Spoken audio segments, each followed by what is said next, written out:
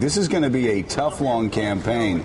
But Donnie Deutsch, the man in the driver's seat right there, ran more negative ads, 30-second ads 4 years ago than any candidate in history. You talk about cynical and ugly. The only difference between Barack Obama and Mitt Romney is the mainstream media, every network, the New York Times, the Wall Street Journal, the Washington Post, they all covered for him. Nobody wrote that story because they all wanted him to win. It was shameful the way they covered for him.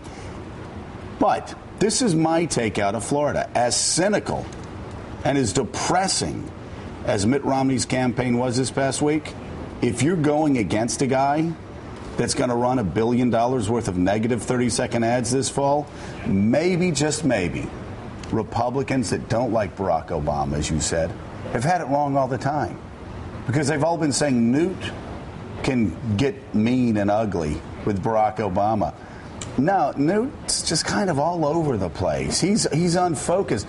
Maybe you need a negative, nasty, cynical cyborg, as Rich Larry said, campaign apparatus to go after the most negative campaigner in the history of American politics, when you just measure it by negative 30-second ads, Barack Obama. Of course. First of all, you can't go that negative if you're shooting with a pistol and the other guy's shooting with Uzis and bazookas in terms of 15 million versus 3 million. I think we should stop using the term negative ads because it's why? Because I attached it to Barack Obama. No. Because hold on.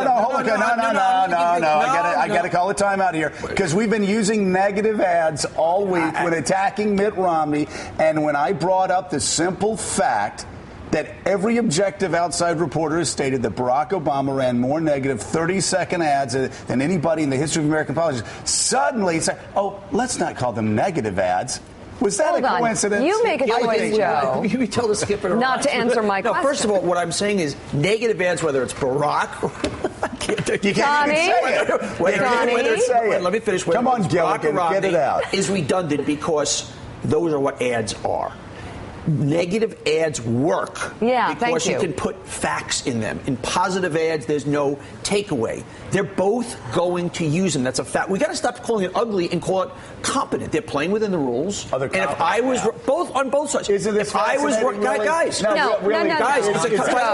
want my commander in chief, whether it's either one of those guys, to know how to win. Neither one of them is so beautiful. You're doing something naughty as well.